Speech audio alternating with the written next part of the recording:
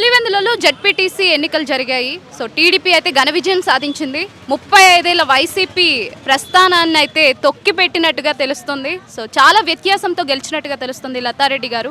So మీరెలా feel అవుతున్నారు ఆ విషయం? చాలా హ్యాపీగా ఫీల్ అవుతున్నానమ్మా. ఎలా అంటే పులివెందుల ప్రజలకి స్వేచ్ఛా స్వాతంత్రం అనేది వచ్చింది కాబట్టి వాళ్ళు స్వేచ్ఛగా వచ్చి ఓట్లు వేశారు కాబట్టి ఇవాళ టీడీపీ గవర్నమెంట్ అక్కడ గెలవడం జరిగింది. ఇన్నాళ్ళు ఏంటంటే పులివెందుల పులి అని చెప్పుకునే ఒక ఫ్యామిలీ, వైఎస్ఆర్ ఫ్యామిలీ, ఆడ తాత ఫ్యాషనిస్టు, ఎంతమందిని చంపారో ఎన్ని చేశారో అవి ఇక అడ్రస్సే లేదు. అలాగే రాజశేఖర రెడ్డి భూ కబ్జాలు, ఈ మహానుభావుడు జగన్ రెడ్డి రౌడీవిజాలు, ఇన్నాళ్ళు ప్రజల భయభ్రాంతులతో బతికారు. ఇప్పుడు స్వేచ్ఛగా ఓట్లు వేశారు.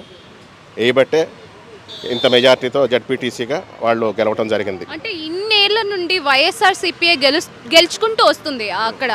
బట్ ఇప్పుడు సడన్గా ఇంత వ్యత్యాసంతో అక్కడ చూస్తుంటే 6,000 ఓట్లు పైగానే ఉన్నాయి, ఇక్కడ చూస్తుంటే 600 మాత్రమే వైఎస్ఆర్సీపీకి.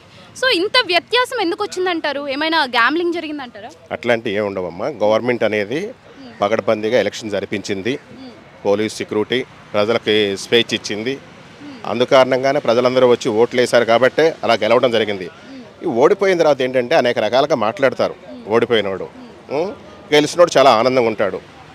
అక్కడ గెలవటం చాలా హ్యాపీ. ఆ ప్రజలకు న్యాయం జరుగుద్ది. ఇంతవరకు పులివెందుల రాష్ట్రంలోని అట్టడుగు పాలలో ఉంది. ఒక మహానగరంగా తీర్చిదిద్దుతారు వీళ్ళు కూటమి ప్రభుత్వం నాకు తెలిసి.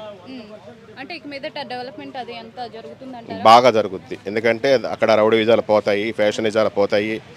ఇట్లాంటి అరాచక పరిపాలన అంతమైపోయి కూటమి ప్రభుత్వం మంచిగా చేయాలి అని పులివెందుల ప్రజల తరపున నేను కోరుకుంటున్నాను. రాష్ట్రంలో కూటమి ప్రభుత్వం పాలన ఎలా అనిపిస్తుంది చంద్రబాబు నాయుడు గారు? చూస్తున్నారు కదా, మీరు కూడా చూస్తున్నారు. ఇప్పుడు వరకు అన్ని పథకాలు చేసుకుంటూనే వస్తున్నారు. ఒకటి కాదు, రెండు కాదు, పింఛన్లు కానీ, నీకు గ్యాస్ కానీ, ఒకటి కాదు, రైతులకు ఇచ్చే పథకాలు కానీ, ఇది అని చెప్పడానికి లేదు. ఒకప్పుడు ఏదైనా ఎదుక్కోవాల్సి వచ్చేది. ఇప్పుడు చెప్పడానికి లేనన్ని పథకాలు అమల్లో పెట్టారు. ఇక రేపు ఉచిత బస్సు ప్రయాణం కూడా రిలీజ్ చేస్తున్నారు. చాలా బాగుంటుందమ్మా. ఎందుకంటే ఈ రౌడీ విజయాలు రాజకీయాలు వాళ్ళు చేయరు. వాళ్ళు ప్రజా పరిపాలన చేయడానికే వచ్చారు. పైగా అసలు సిసలైన ఒక నాయకుడు ఉన్నాడు, పవన్ కళ్యాణ్ గారు.